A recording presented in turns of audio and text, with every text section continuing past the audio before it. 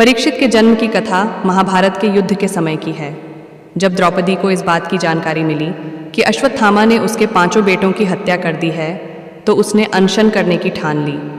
द्रौपदी ने प्रण लिया कि वह अपना अनशन तभी तोड़ेगी जब तक कि अश्वत्थामा के सिर पर लगी मणि उसे नहीं मिल जाती। जब अर्जुन को इसकी जानकारी मिली तो वे अश्वत्थामा से युद्ध करने निकल गए। दोनों के बीच भयंकर युद्ध शुरू हो गया।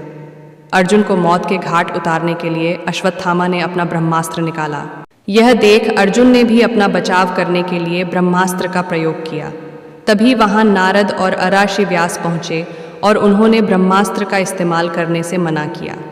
इसके बाद अर्जुन ने अपना ब्रह्मास्त्र वापस कर लिया, लेकिन अश्वत्थामा ने ऐसा नहीं किया। दरअसल अश्वत्थामा 5 पांडवों के कुल को नष्ट करना चाहता था, इसलिए उसने अपने ब्रह्मास्त्र की दिशा बदलकर अभिमन्यु की पत्नी, जो कि गर्भवती थी, उसकी ओर कर दिया। इस पर भगवान कृष्ण ने कहा, अभिमन्यु की पत्नी उत्तरा को परीक्षित नामक बेटे के जन्म का वरदान मिला है, इसलिए वह जरूर जन्म लेगा। अगर वह मरा हुआ भी पैदा हुआ तो मैं खुद उसे जीवन दान दूंगा और वह बड़ा होकर एक महान सम्राट बनेगा, जबकि तुम 3000 वर्ष तक इस पाप को ढोते रहोगे। साथ ही हमेशा तुम्हारे खून से बदबू आते रहेगी और वह ऐसे ही बहता रहेगा। यही नहीं, तुम हर प्रकार की बीमारियों से घिरे रहोगे। इसके बाद अर्जुन ने अश्वत्थामा को रस्सी में बांधा और द्रौपदी के पास ले आया। अश्वत्थामा की हालत देखकर द्रौपदी को दया आ गई और उसने अर्जुन से उसे छोड़ने की अपील की, मगर भगवान कृष्ण ने ऐसा नहीं होने दिया और उन्होंने अर्जुन को आदेश दिया कि उसके सिर से मणि निकाल ले और द्रौपदी को दे दे। इधर ब्रह्मास्त्र के गर्भ में जाते ही उत्तरा को तेज दर्द होने लगा। यह देख भगवान कृष्ण ने अपना छोटा रूप धारण किया और उत्तरा के गर्भ में दाखिल हो गए।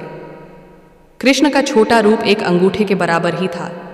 वे शंख, चक्र, गदा और पद्म सब कुछ धारण किए हुए थे।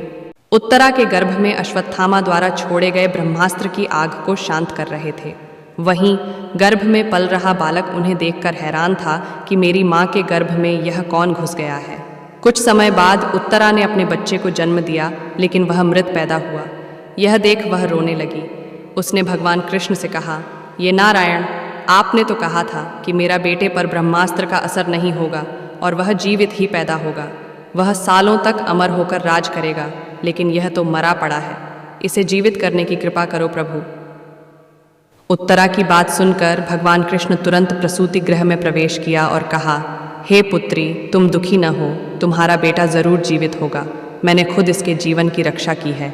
इसके बाद कृष्ण भगवान ने मृत बालक पर अमृतमयी नजरें डाली और कहा, अगर मैंने जीवन में कभी झूठ का साथ नहीं दिया है और हमेशा ब्रह्मचर्य के नियमों का पालन किया है, कभी किसी लड़ाई में अपनी पीठ नहीं दिखाई है, न ही कभी अधर्म का साथ दिया है, को अभी इसी समय अभिमन्यु का यह पुत्र जो मरा पड़ा है वह जीवित हो जाए।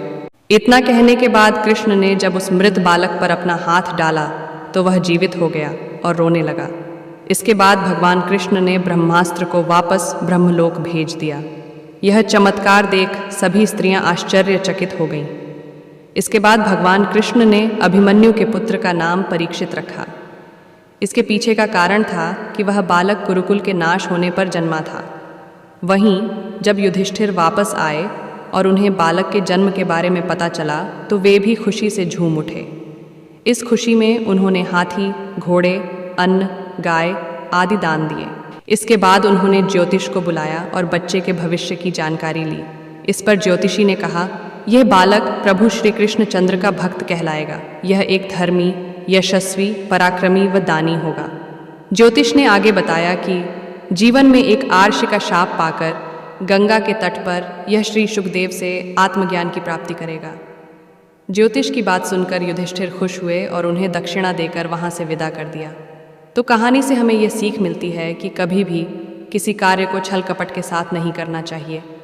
इससे हमारा बुरा ही होता है।